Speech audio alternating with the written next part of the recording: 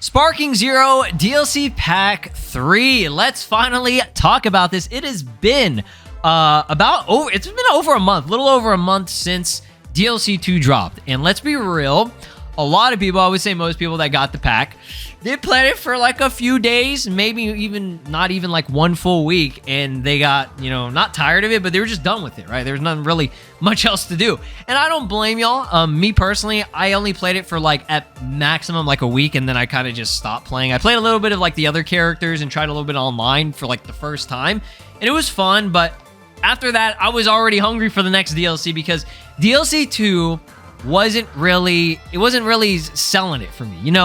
Super Saiyan 3 Vegeta, he's cool, but they're all minis. Glorio's kind of cool. I liked him. Pansy, they did decent with her, but I mean, Majin Ku, love him too. But yeah, it wasn't Super Saiyan 4 Goku. Okay, the Super Saiyan 4 Goku mini was the main thing that we wanted. And I've been getting a lot of questions asking me when I think DLC 3 will release or when we'll get our next update or information on DLC Pack 3, which is the Daima Pack number 2. This is the heavy hitter. This is going to be the big one, the one that people are most excited for, right? So let's go over all the information that we currently know right now about it, and then we'll kind of use that to predict potentially the future. No promises, no guarantees, mainly just speculation overall. So what do we need to know about release window? July to September of 2025, okay? We know this because they put it on Steam. Now, it initially was supposed to be April to June. It got a delay because of what I guess was going on with DLC Pack 2, the Character Pack 1 for Daima. That released in April of 2025, April 21st, 2025. So that was about 3 months after the very first DLC, which was in January 2020. I'm stupid. January 23rd, 2025, okay?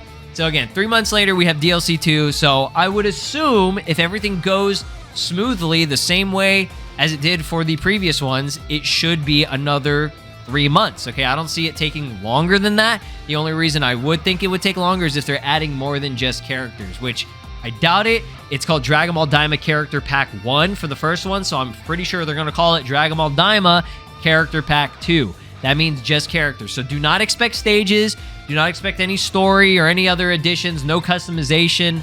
I'm doubting it's going to be anything more than just characters, right? Because they're not even advertising it as that. It just says contains playable characters from Dragon Ball Daima, right? So, I personally think if it's 3 months later, it's going to be a July release. Probably, likely, late July of this year. Now, Kakarot's DLC, I think, is coming out, like early July of this year? So, I'm not a big fan of Dragon Ball games doing, updates and DLC around the same time. But I mean, this is it'll be like a few weeks after if they are releasing it in late July. So that won't be too bad. And I think that would be reasonable. People are just ready for this final DLC to release. And I don't know if they're going to do more than this. We have no idea. Honestly, it's going to be uncharted territory after they release this final DLC that's confirmed for the season pass, right? So let's go ahead and move on to what events we could possibly be seeing, any updates or information on it. Now, I do think there is a small chance, not a big one, that we see something during Summer Game Fest. I feel like that is a prediction that a lot of people would have. And I would say that it would be maybe the first teaser. Okay, if we go back to Character Pack 1, okay, they did a teaser, I think in late March. So about a month before it released, right? So if they're doing the same situation with DLC 3, no promises because we kind of got lucky with it, as bad as that sounds. The first teaser trailer, which showed only Super Saiyan Goku, Vegeta, and I think Glorio, it was 30 seconds, maybe not even a minute. It was very short. We got that at the end of the tournament, okay? So if they're going based off of that, I mean, the next event that we would have is probably Summer Game Fest, right? But that's the thing. Bandai games, especially Dragon Ball games, they rarely, if not never, announce any information on upcoming DLC because it's just not something that they would really promote. Again, I know that sounds that sucks, but it's just a fact. I can't recall too many times where they revealed new DLC information at an event like this. Maybe they'll do game reveals, like a brand new game, or I guess like a small trailer for an upcoming game, or like a teaser for an upcoming game. But that's really it.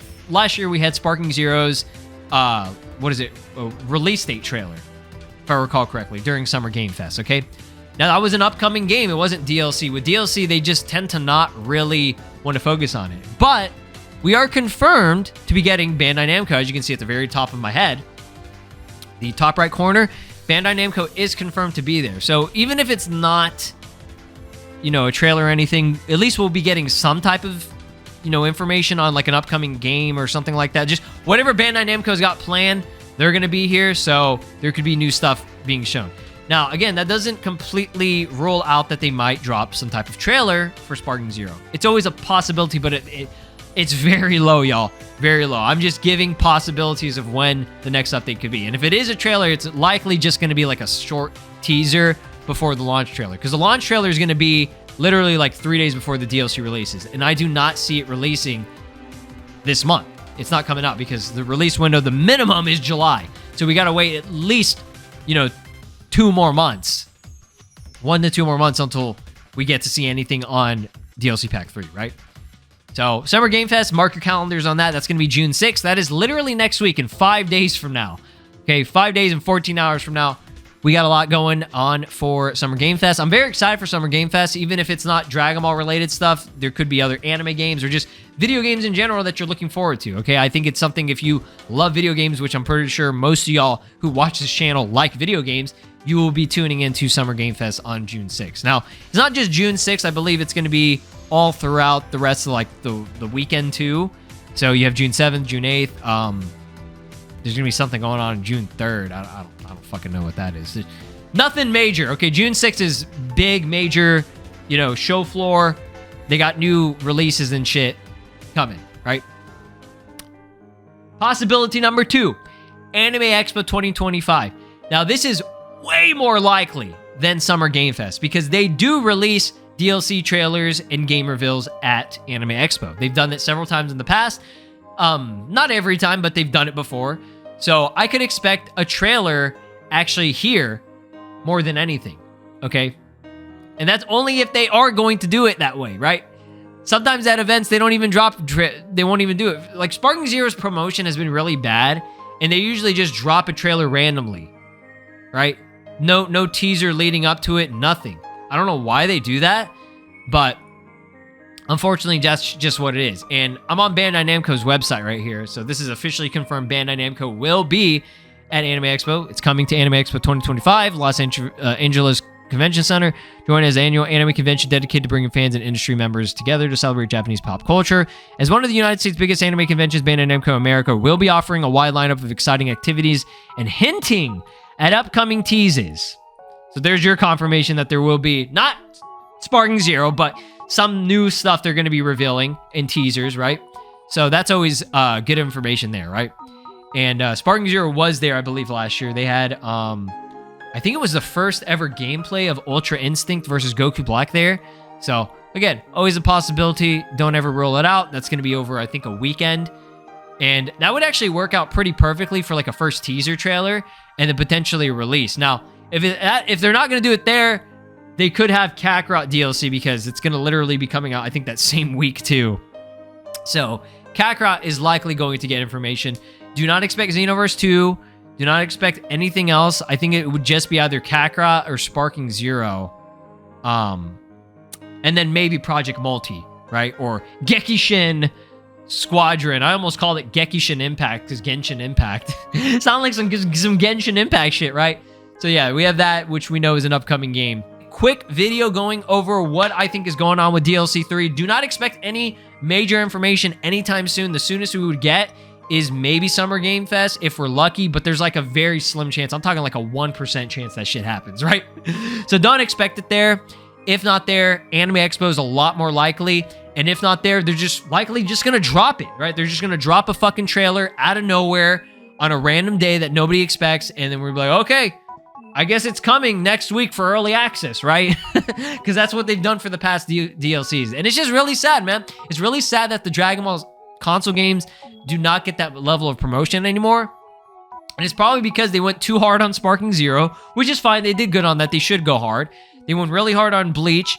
And I think they also went pretty hard on Elden Ring Night Rain too. Maybe not as hard as Sparking Zero and Bleach, but They definitely did, and I don't know. I'm not hearing too many good things about Night Rain. Y'all let me know if you've been playing Elden Ring Night Rain. What do you think about it? Because I would have to say is like currently like the biggest game people are playing right now. So, I don't know. We'll see what happens. Comment down below again your thoughts and predictions on everything, and I'll see you guys in the next one. Peace out. This is Broly, and you are watching SLOplays. Make sure to subscribe, or else I'll destroy your entire planet.